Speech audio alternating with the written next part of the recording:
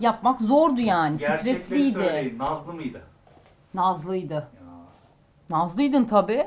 Ne Nazım'ı Bak- gördün ya? Bak şöyle yaptığımda bile Musa bastırıyorsun diyordun Hayır yani. canım, ben Korkuyordun, bastırıyorsan- o senin tedirginliğin bana geçiyordu yani. Tamam da onun dışında Sana zarar vereceğim diye korkuyordum. yıkamanın dışında ne Hayır öyle Nazım'ı Nazlı gördün değildi. ki? Hiçbir sıkıntı olmadı ama saç yıkanırken Nazlı'ydı hani işte bir korkuluydu yani çok endişeliydi.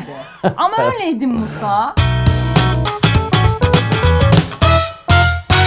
Herkese merhaba arkadaşlar. İsmim Musa. 1,5 ay önce bir saç ekimi yaptırdım. Bugün bunun hakkında sizle bir şeyler paylaşacağım. Çok soran oldu. Hani nerede yaptırdın? Herkes sordu. Aslında paylaştık da yeri ama görmeyenler olmuş galiba. Çok soran oldu bize. Tekrar söylüyorum. Yaptırdığım yer Fatma Dursun arkadaşlar. Fatma Hanım'da yaptırdım saç ekimini. Benim gibi saç ekimi yaptırmak isteyen arkadaşlar varmış. Çok soran oldu. O yüzden ben hani bu şekilde belli aralıklarla hani bugüne kadar ne yaşadık? Hani şu 1,5 aylık süreçte ne yaşadık? Öncelikle onu anlatacağım size. İlerleyen süreçte de hani nasıl devam ettiğini, saç ekiminin sonrasında neler yapmanız gerektiğini ara ara paylaşacağım.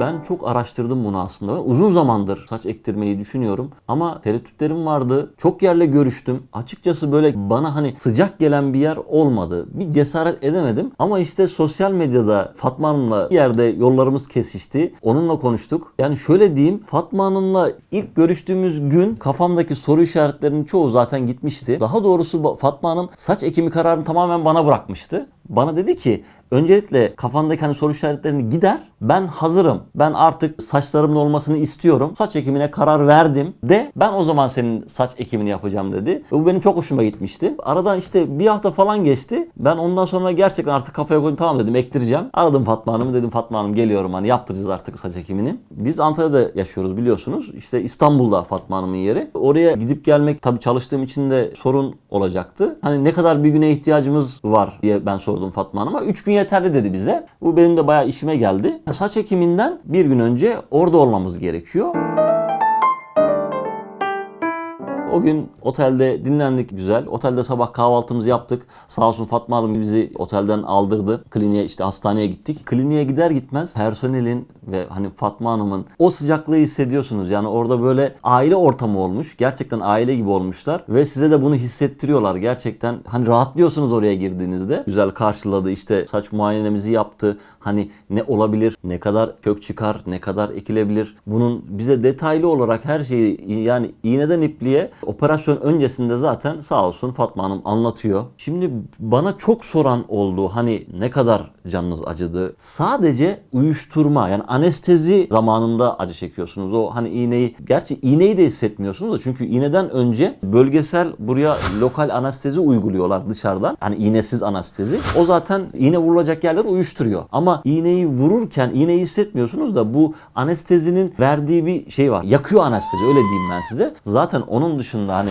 uyuştuktan sonra zaten hiçbir şey hissetmiyorsunuz. Hani yani kafada ne yapılırsa yapılsın hissetmiyorsunuz. Yanlarımda alım yapılan yerlerde şu anda mesela 1,5 ay oldu. Belli bile değil. Mesela bakanlar, hani saç ektirdiğimi öğrenenler bakıyorlar, şaşırıyorlar mesela. Hiç alım yapıldığı belli değil diyorlar. Kaç kök ekildiğini soran olmuştu. Toplamda 4750 kök ekildi benim saçıma. Ben o gün gayet rahattım. Hani operasyondan sonra da rahattım. Bir şey yoktu. Sadece hani ilk gece o bandajdan dolayı ve hani yatış pozisyonunuzu iyi ayarlamanız gerekiyor. Tabii şey veriyorlar. Boyun yastığı veriyor zaten size. İlk bir hafta zaten o boyun yastığıyla yatmanız gerekiyor ama en çok zorlandığınız ilk gece oluyor. Ben çünkü ilk gece zorlandım. Hani daha sonrasında biraz alışıyorsunuz, öyle diyeyim. Bir de tabii başka yerde olduğumdan da yadırgadım. O yüzden o gece çok uykum böyle hani bölündü diyeyim size. Ama mesela hiç ağrı yaşamadım ben. Bu çok duymuştum ben. Hani ekimden sonraki işte ağrılar, şişme, ne bileyim işte kaşıntı, şikayet duymuştum ama o gece rahattım yani. Ağrı konusunda bir sıkıntı yaşamadım. Şişme de olmadı. Bu arada biz şimdi mesela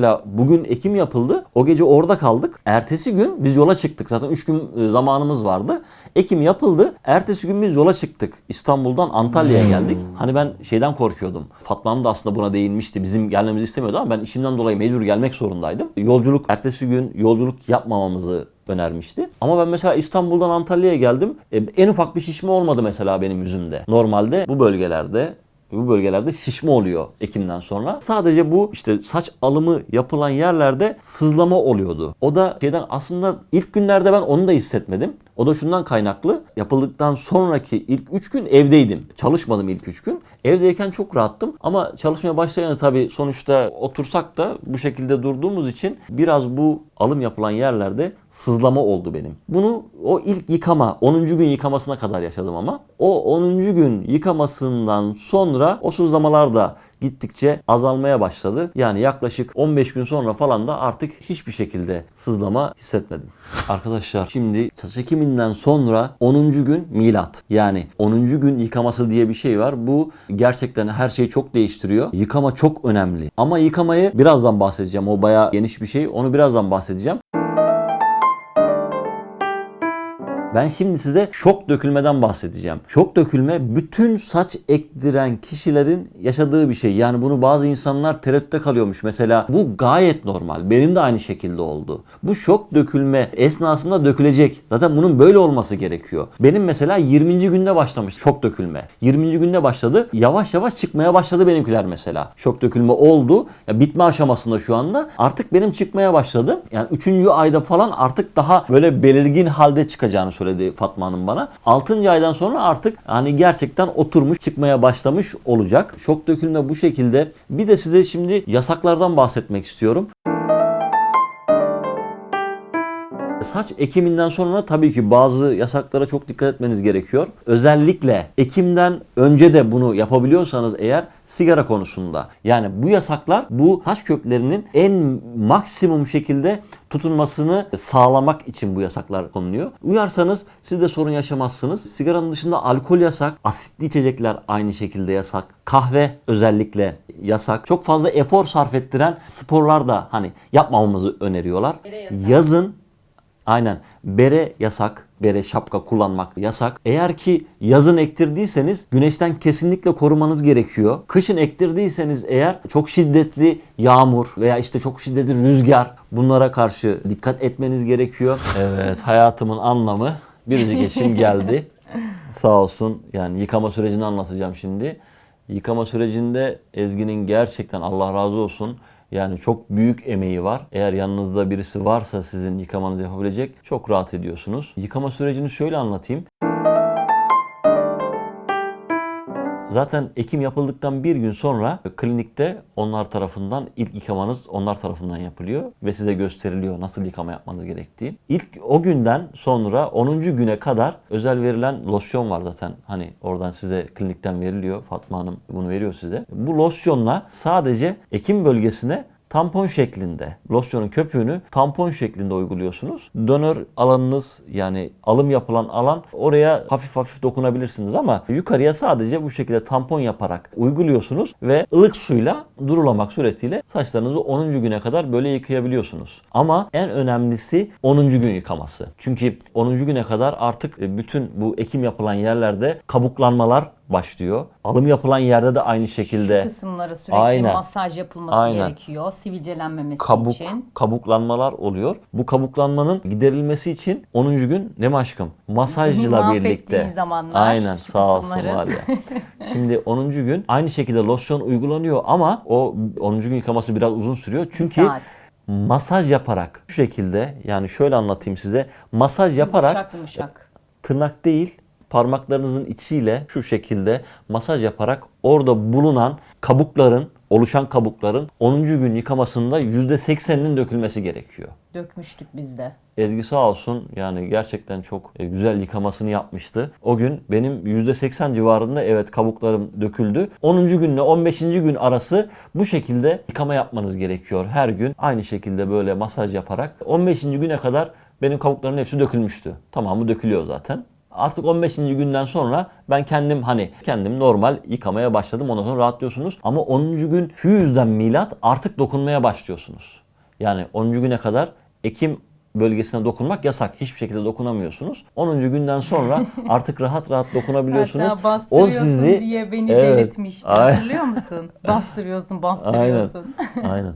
Dokunmaya başlıyorsunuz ve bu çok güzel bir his. Gerçekten yani hani mesela kaşınma oluyor ara ara. O kaşınmada normalde değemiyorsunuz Tırnak 10. güne olmadan. kadar. 10. günden sonra artık rahat rahat böyle elinizin içiyle, gene söylüyorum, tırnak kesinlikle kullanmıyorsunuz. Elinizin içiyle bu şekilde kaşındığı zaman da kaşımanızı yapabiliyorsunuz. Sivilcen de az olmuştu değil mi Musa? Benim çok az oldu gerçekten. Hani Şöyle küçük küçük şu bir iki aynen. yerlerinde, bir de şuralarında değil mi? aynen sivilcelenme oluyor Sprey demişlerdi. veriliyor. Fatma Hanım da uyarmıştı o konuda beni ama gerçekten çok bir sivilcelenme, Olmadı. birkaç tane öyle oldu. Benim ne zaman oldu ilk sivilce? 10. günden sonra. 10. günden sonra, gerçi 20. güne falan kadar olmadı ki. Olmadı. Olmadı yani 20. günden Olmadı. sonra falan 20. günden sonra oldu evet. öyle bir iki küçük. tane sivilce oldu. Onu da işte o aldığımız ilacı uyguladık. Tamam, bitti. Zaten hemen onu kurutuyor yani. Devamı gelmedi. Çok fazla kaşıntı da yaşamadım ben. Yani kaşıntı da olmadı öyle. Sivilce hiç çıktığı kaşındı mı? zamanlar öyle minik minik. Şuraların kaşındı değil mi daha çok? Yani Şu daha ekilen çok buralarım. yerlerin. Buralarım ama öyle çok öyle hatır hatır da kaşınmadı hani ya. Tabii bu ekimle alakalı. Gerçekten ekimle alakalı. Yani yaptırdığınız yer çok önemli. Çok önemli. Yani kurallara uyuyorlarsa, gerçekten özenerek yapıyorlarsa hem ekim aşamasını hem ekimden sonrasını gayet rahat geçiriyorsunuz. Saçın ne zaman çıkıyordu? Saçım benim şimdi çıkmaya başladı. Yani 1,5 ay oldu. Tam anlamıyla Yavaş ne yavaş zaman çıkmaya çıkacak başladı. saçın? Tam anlamıyla 4. ay. Yani şimdi 1,5 ay oldu. 2,5 ay kaldı benim. Ama Ekim'den sonra 4. ayda net olarak görünmeye başlıyor. Saçların çıktığı net olarak görünmeye başlıyor. Tabii bu süreç 1 yıla kadar uzuyor. 4 aydan başlıyor. 1 yıla kadar çıkmaya devam ediyor saçlarınız. Saçın çıkınca ne yapmayı düşünüyorsun? Kuaföre gitmeyi. Ha, tıraş da yasaklı, onu demiş miydin? Evet, tıraş yasak arkadaşlar. İlk 6 ay Makas. makine yasak. Yani teninize makine değmeyecek. İlk 6 ay sadece tene değdirmeden makasla tıraş olabilirsiniz. Yani makasla aldırabildiğiniz kadar tıraş olabiliyorsunuz. Makine kesinlikle yasak. Siz girince direkt enerji değişti. Daha güzel oldu böyle. Benimle Diyalog olunca. benimle tamamlanıyor. Aynen. Aynen. Ne desin mesela yani? Ya zordu diyeceğim yani. Musa zordu çünkü yıkamak. Yani hani Yani bakım sana zarar konusunda vereceğim, ben zarar dikkat vereceğim, işte canını acıtacağım mesela, doğalını söylemek gerekirse hani o yapmak zordu yani, Gerçekleri stresliydi. söyleyin. Nazlı mıydı? Nazlıydı. Nazlıydın tabii. ne nazımı Bak- gördün ya? Bak şöyle yaptığımda bile Musa bastırıyorsun diyordun Hayır yani. canım, ben Korkuyordun, bastırıyorsam- o senin tedirginliğin bana geçiyordu yani. Tamam da onun dışında Sana zarar vereceğim diye korkuyordum. yıkamanın dışında ne Hayır öyle nazımı nazlı gördün değil, ki? hiçbir sıkıntı olmadı ama saç yıkanırken nazlıydı hani, işte bir korkuluydu yani, çok endişeliydi. Ama öyleydim Musa. Ya ben de tedirgin oluyordum Öyleymiş. yani. Bunu söyleyeyim mi? Söyleyebilirsin. Allah Allah, naz yapmışım. Arkadaşlar bizi izlediğiniz için teşekkür ederiz. Devamını anlatmaya çalışacağız. Kendinize iyi bakın. Hoşça kalın. Hoşçakalın. Ezgi gülme. Gülmüyorum. Bir dakika. Ezgi güldürme. 3, 2, 1 kayıt. Herkese merhaba arkadaşlar. İsmim Musa. Ben bir saç ekimi yaptırdım bundan 1,5 ay önce falan. Tamam güzel sıkıntı yok. Baştan mı yoksa kaldığım yerden mi? Baştan yapalım.